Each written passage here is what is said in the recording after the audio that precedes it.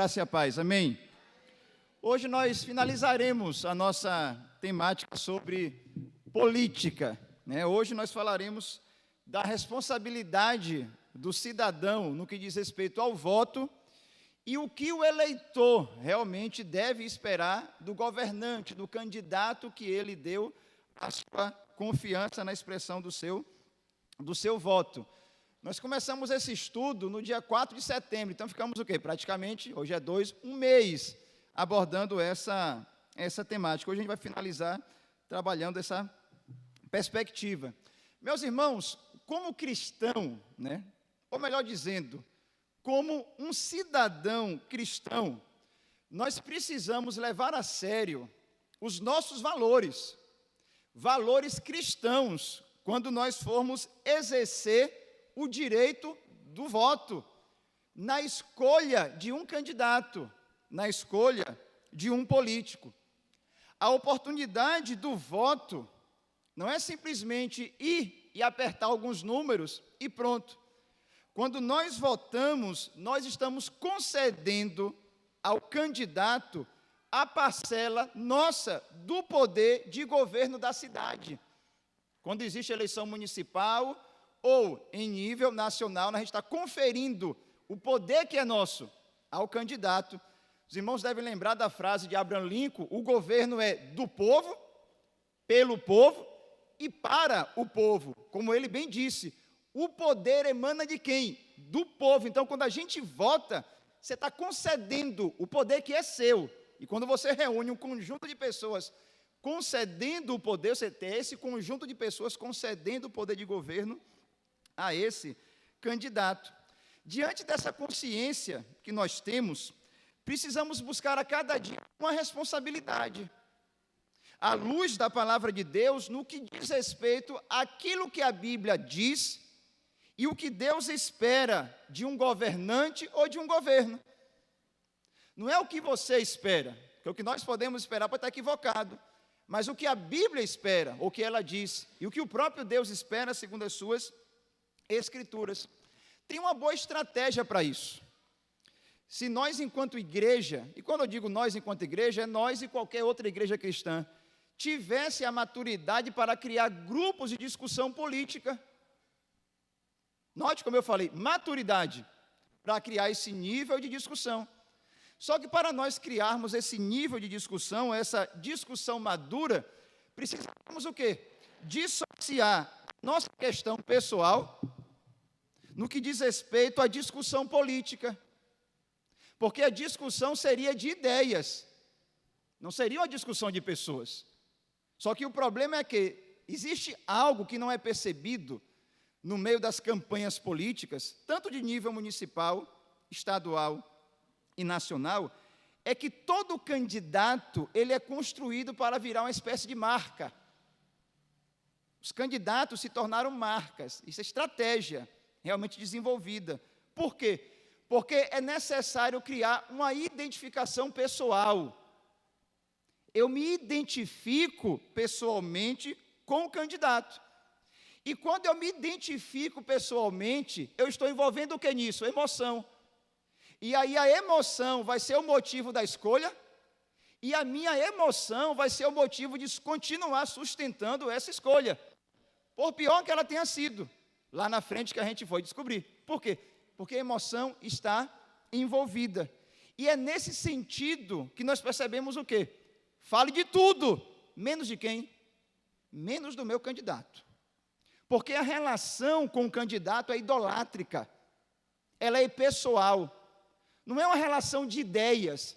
A ideia dele não bate com a minha, tranquilo, você pode falar da ideia, o problema é, nós colocamos a nossa emoção e não necessariamente aquilo que se chama de pragmatismo, aquele que é mais viável para determinado momento para exercer o governo. E aqui tem uma pergunta para nós, ou melhor dizendo, uma afirmação. Aquilo que nós esperamos de um político, meus irmãos, deve ser sempre o mesmo que Deus espera. O que eu espero deve ser aquilo que Deus espera de alguém que vai assumir um cargo de governo, em qualquer esfera. Estamos no momento municipal, mas daqui a 2 anos será na esfera nacional. E o que é que nós deveríamos esperar, que o próprio Deus espera? de alguém que vai exercer um cargo público, é a busca do bem comum. Então, quando você vota, você não está pensando em você. Porque se você pensa em você, você desvirtua a perspectiva do seu próprio voto. É pensar em você dentro de um conjunto. Você não é o único integrante da cidade. Você vota na busca de um bem comum. E aqui, meus irmãos, tem uma questão. Se nós vamos usar os nossos valores cristãos para a escolha de um candidato, eu deveria, então, escolher um candidato cristão? Resumindo, não. O candidato cristão não quer dizer que é o melhor candidato. Só quer dizer que é um candidato cristão. Se nós fôssemos trabalhar a ideia entre um candidato ateu, que tem toda a competência, tem toda a condição de exercer um bom governo, e aquele candidato cristão, piedoso, fiel nas Escrituras, mas sem nenhum tipo de competência, você vai votar em quem? Não tem que ter dúvida, é votar no ateu, porque ele vai trabalhar pelo bem comum. Você não está preocupado em colocar um religioso que lhe represente. Ou seja, nós precisamos estar preocupados naquele que vai realmente exercer o bom mandato. A Bíblia, ela tem a recomendação de nós orarmos por todo aquele que exerce mandato, e não por todo aquele que exerce mandato e é cristão. Basta só nós lembrarmos de um texto, que é 1 Timóteo, abra aí sua Bíblia, por favor, 1 Timóteo 2, versículo 2, que Paulo diz assim, do 1 ao 2, olha só.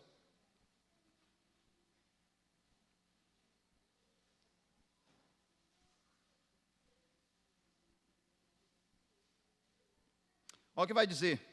Antes de tudo, recomendo que se façam súplicas, orações, intercessões e ações de graças por todos os homens, pelos reis e por todos os que exercem autoridade, para que tenhamos uma vida tranquila e pacífica, com toda piedade e dignidade. E aí Paulo diz, isso é bom e agradável perante Deus, nosso Salvador. Trocando em miúdos, Paulo está dizendo que precisamos orar por todo candidato legitimamente eleito. Porque nós estamos enquadrando a fala de Paulo dentro da nossa democracia. Se a eleição foi legítima, precisamos orar. O exemplo da Venezuela. Não dá para orar em favor de Maduro. Você tem que orar para que Maduro saia do poder. Porque ele não foi legitimamente colocado ali. Depois corta isso aí, vou dar depois esse negócio aí que vai que deu confusão aí de Maduro.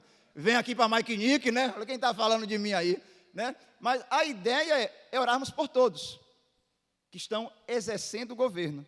E aqui tem um ponto para nós. É muito ruim quando a pessoa diz assim, a pessoa ganhou, mas não foi em quem você votou. Não é o meu prefeito, não é o meu governador, não é o meu presidente, é sim, mesmo que você não tenha votado, porque ele foi eleito. E se ele foi, eu devo orar. Eu não devo orar com mais entusiasmo por aquele que eu votei e ganhou. Eu devo orar por qualquer governante que diante de Deus é responsável pelo governo que ele vai exercer. Logo, nós precisamos o quê, meus irmãos? Tirar as emoções e colocar o quê? Os nossos valores cristãos.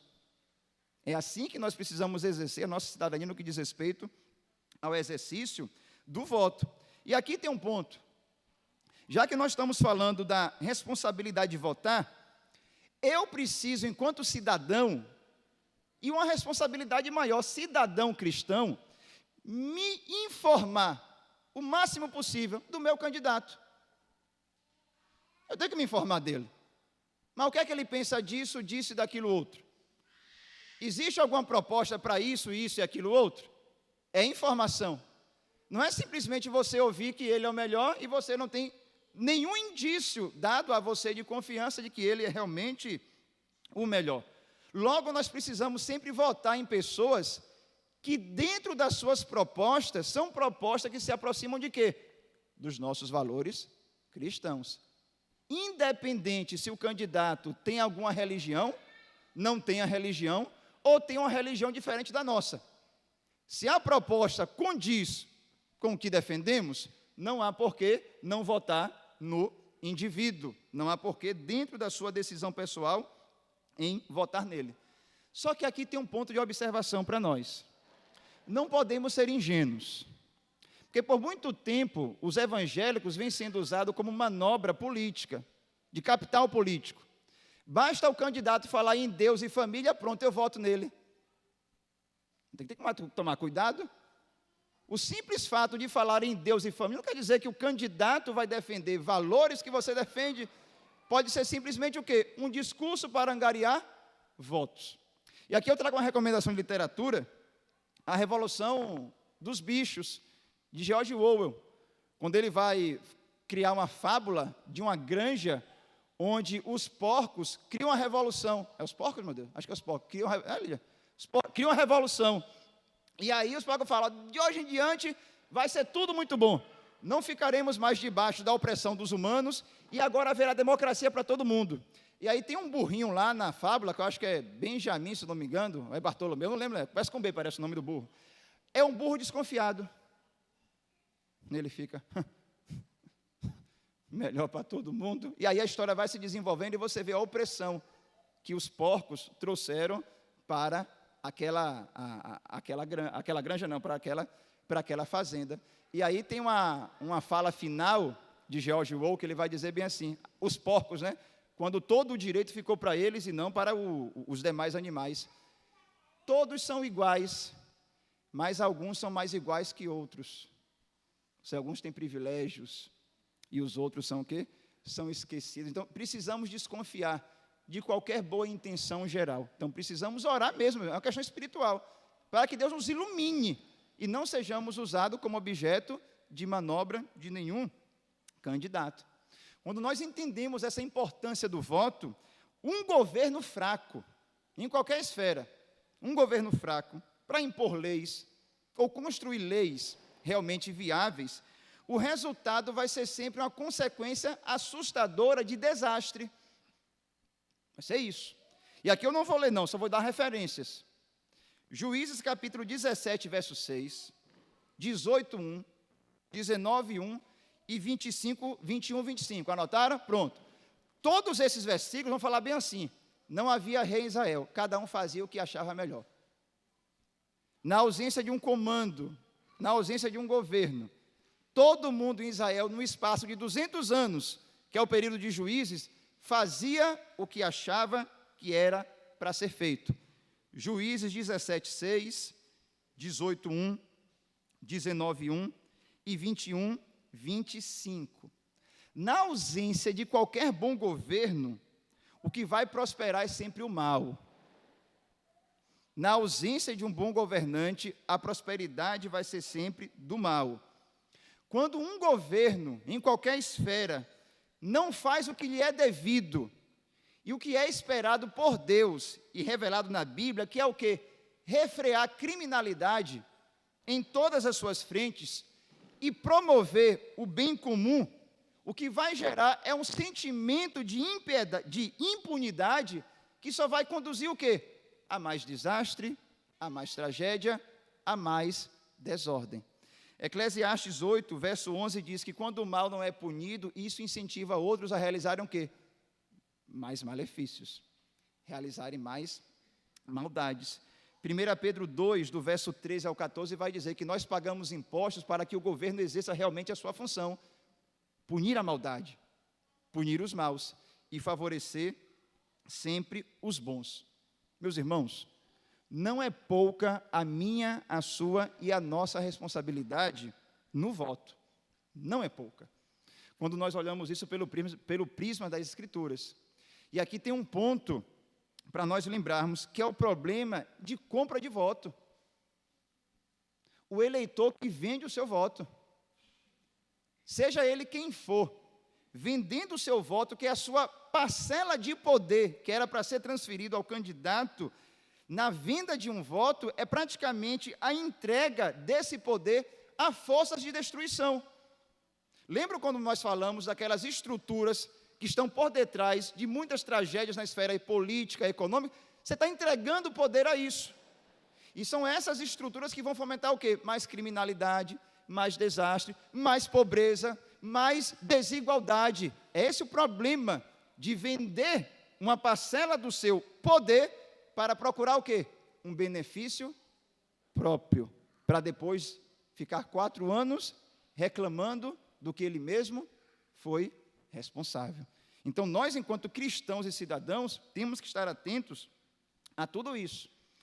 Existe um dos princípios batistas, que é o princípio do cristão enquanto cidadão, e esse princípio ele é dividido em várias partes. E o princípio batista do cristão como cidadão vai dizer assim, que nós devemos participar ativamente na vida social, econômica e política, com o espírito e princípios cristãos. Devemos participar nessas esferas com os princípios cristãos. E aí diz, a mordomia cristã da vida vai incluir a responsabilidade com o voto, com o pagamento de impostos e com o apoio à legislação digna. Pertence à nossa mordomia exercer corretamente o voto. Estendendo um pouquinho mais a nossa questão aqui. Está calor não, meus irmãos? Um pouquinho, não está? Ah, né? Dá para suportar? Afe Maria. Está muito, não está, Washington? Pronto.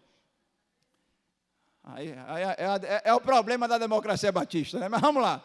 Vamos botar o banco dos quentes e os dos frios, né? Os dos frios vai ter o ar-condicionado, dos quentes vai ficar sem ventilador aqui. Mas seguindo aqui, meus irmãos. Um governo, ele deve buscar sempre o bem do povo. Um governo nunca deve buscar o bem do governante. Não é essa a preocupação de um governo. Buscar o bem do governante. Todo governo existe, em qualquer esfera, ou deveria existir, para beneficiar um povo. Na esfera municipal, Maikinique. Na nacional, o próprio Brasil. Na estadual, a Bahia. Ou seja, toda a esfera de governo deve ser para beneficiar um povo e não um político.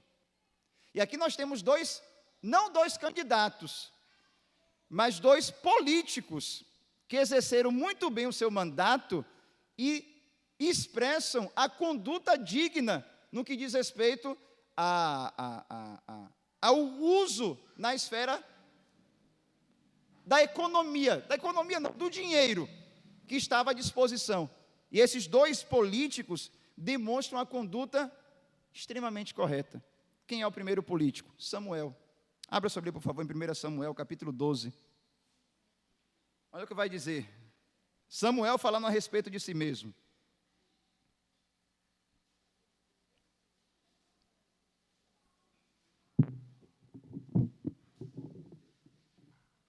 Primeira Samuel 12.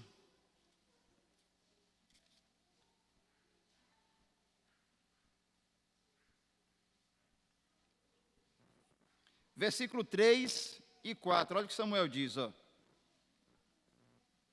Se despedindo do povo de Israel. Aqui estou. Se tomei um boi, ou um jumento de alguém, ou se explorei ou oprimi alguém, ou se das mãos de alguém aceitei suborno, fechando os olhos para a sua culpa, testemunhe contra mim na presença do Senhor e do seu ungido. Se alguma dessas coisas pratiquei, eu farei restituição. E responderam, tu não nos explorastes, nem nos oprimiste. Tu não tirastes coisa alguma das mãos de ninguém. Que confiança de Samuel, né? Me diga aí se eu fiz algo indevido no que diz respeito no aspecto econômico do meu governo aqui, porque Samuel exercia isso. Ele foi o último do quê? Dos juízes em Israel. Então ele demonstra uma conduta correta no seu mandato. E o outro é um governador. Começa com Ne e termina com Mias. Olha o que vai dizer aí, ó, Neemias. Dá para a gente colocar na charada do programa amanhã, viu, Gil? Neemias capítulo 5. Olha o que Neemias vai dizer, ó. Neemias 5.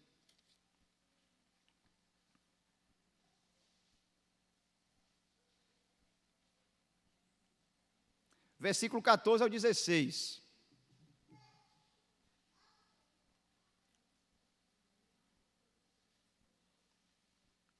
Olha só. Além disso, desde o 20º ano do rei Artaxerxes, quando fui nomeado governador deles na terra de Judá, até o 32º ano do seu reinado, durante 12 anos, nem eu, nem meus irmãos comemos a comida destinada ao governador. Mas os governantes anteriores, aqueles que me precederam, puseram um peso sobre o povo e tomavam dele 480 gramas de prata, além de comida e vinho. Até os seus auxiliares oprimiam o povo, mas por temer a Deus, não agi dessa maneira. Estava à minha disposição, só que isso onerava demais a população. Sempre foi feito, Neemias. O fato de sempre ter sido feito não quer dizer que eu deva o quê? Continuar. Por temer a Deus, eu não fiz uso daquilo que estava à minha disposição. O fato de ser legal não quer dizer que seja moral. Então, Neemias percebeu essa diferença. Outros antes dele colocaram uma carga pesada para ter o quê? O usufruto de privilégios no mandato. Nada diferente, né, meus irmãos, da política no Brasil, né? De tantos os privilégios que acarretam um problema para toda a nossa nação. E olha o que Neemias vai dizer no versículo de número 16, ó. Ao contrário, eu mesmo me dediquei ao trabalho neste muro. Todos os meus homens de confiança foram reunidos ali para o trabalho, e não compramos nenhum pedaço de terra. Eu não fiz uso do meu mandato para o quê? Para enriquecimento próprio. Não fiz o que os outros fizeram.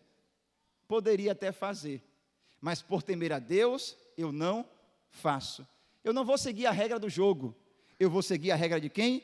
De Deus. Ou seja, precisamos orar para que tenhamos pessoas no governo que pensem da mesma forma que Neemias. E só um outro texto, eu não vou precisar ler.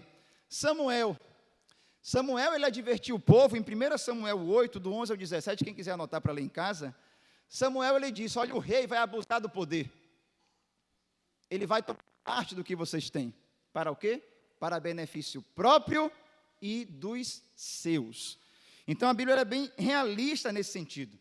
E aí, quando nós olhamos por esse prisma, o que é que a gente vai perceber, meus irmãos? Que o governo, em qualquer esfera, ele deve sempre estabelecer uma divisão clara de poderes. O que é que nós estamos querendo falar aqui? A divisão de poderes nunca vai permitir que o poder fique restrito a uma pessoa ou um grupo de pessoas, porque isso é uma tragédia para qualquer local, para qualquer lugar. Nós temos o quê? Uma divisão de 3 poderes, que é o legislativo, executivo e judiciário. Isso vem de Aristóteles, é uma teoria dele, que foi desenvolvida já no século XVII com alguns filósofos, mas a ideia que nós temos hoje, desses 3 governos, em Maikinique você vai ter um executivo, um legislativo, e é para ter um judiciário. Aristóteles, no livro Política, ele vai dizer bem assim, em todo governo existem esses 3 poderes. Quando essas 3 partes estão bem acomodadas, necessariamente o governo vai bem. E aqui eu chamo para a gente uma responsabilidade, de nós estar sempre olhando para a Câmara de Vereadores do nosso município. Um poder extremamente importante, não somente no nosso, mas em qualquer cidade. A Câmara de Vereadores é o nosso poder legislativo. Eles vão fazer leis, ou eles vão impedir leis, tudo na intenção do bem do povo. Essa é a intenção. Essa é a intenção de uma Câmara. E é para isso que ela realmente existe. A Câmara de Vereadores é tão importante que a sua função é fiscalizar o quê? Poder executivo, a prefeitura. Logo, meus irmãos, há uma responsabilidade muito grande nossa em quem vamos escolher para governador, para vereador. É uma responsabilidade grande. Precisamos tirar nossa emoção. Aí eu voto em fulano porque eu gosto dele. Eu voto em fulano porque ele é uma boa pessoa. Ele vai exercer o que se espera realmente de um vereador? Então, nós precisamos perceber isso, pois do contrário vamos ficar em quê? Sempre em círculo, nunca progredindo e nunca avançando. A Câmara de Vereadores ela é tão importante que a Câmara de Vereadores ela vai defender o nosso interesse. Ela é para defender o nosso interesse, o interesse do cidadão. E a Câmara de Vereadores é um mediador entre o que nós queremos e o poder executivo. É o caminho para se chegar até o que deve ser feito em uma cidade. Mas precisamos orar em quem realmente nós vamos votar. Alguma pergunta sobre isso? Não há. Claro que não há, então a gente vai avançar aqui. Outra coisa, meus irmãos, a Bíblia, ela parece apontar porque a democracia não pertencia a nenhum período da época bíblica, é algo totalmente alheio à forma de governo naquela época. Mas a Bíblia aponta a importância de nós termos distribuição de poder, nunca concentrado em somente um dos poderes. Se há concentração, há um elemento de desordem. Vou citar 3 exemplos aqui. Davi, no uso do seu poder absoluto, ele fez o quê? Tomou uma mulher como esposa. Não era para fazer isso, só porque ele era rei. Mas ele fez o quê? Uso do seu poder absoluto. Quando nós olhamos, o próprio Salomão fez uso do seu poder absoluto para acumular o quê? Centenas de mulheres. E acumular uma quantidade absurda de prata e ouro. Aí você fala, mas qual foi o problema de Salomão acumular tanta prata e tanto ouro? É Deuteronômio 17, que Moisés diz, o teu rei, já prevendo, não deve acumular nem ouro nem prata, nem cavalos, nem mulheres. Tudo que Salomão fez. Poder absoluto. Aquele que é tomado de poder, acaba fazendo aquilo que bem entende. Um último exemplo, Acabe. Lembra aquele episódio da vinha de Nabote? Eu quero a vinha, Nabote não vende, a mulher de Acabe, vai que você é rei, e ele faz toda a estratégia para adquirir uma vinha. Elias vai lá, só por isso que você fez, acabou para a turma. A casa caiu, e Acabe realmente perde todo o seu governo depois de um período. Para deixar bem claro, meus irmãos, que na nossa esfera humana, o poder deve ser sempre relativizado. Poder absoluto só deve pertencer a um, que é quem? Jesus, o Senhor. A Bíblia, por entender isso, que o poder absoluto só pertence a Deus, vai deixar bem claro isso. Quem arvora para si poder absoluto, está absorvendo influência de todo um espectro do mal, de origem satânica. Toda busca de poder absoluto vai ter sempre uma origem satânica, porque diante do poder absoluto de Deus, todo poder humano, ele deve ser sempre relativizado. E aí, para concluir, a responsabilidade do nosso voto e aquilo que devemos esperar do governo ou do candidato, é aquilo que se chama de Estado de Direito. O que é o Estado de Direito que muito se diz? É que ninguém está acima da lei, seja cidadão, seja governante. É aquela frase, o rei não é a lei, mas a lei é o quê? É o rei. Então, todo governante, todo cidadão deve se encontrar o quê? Debaixo da lei de um país. E é com base nela que todos nós devemos o quê? Seguir. E aí nós temos as repreensões do profeta Natã com Davi e do próprio Elias com Acabe, que nós informamos. Para concluir, meus irmãos, as eleições será domingo. Você, eu, cada um de nós, temos uma responsabilidade em quem nós vamos votar. Precisamos pensar em Mike Nick. Nós precisamos fazer o que Martinho Lutero lhe disse.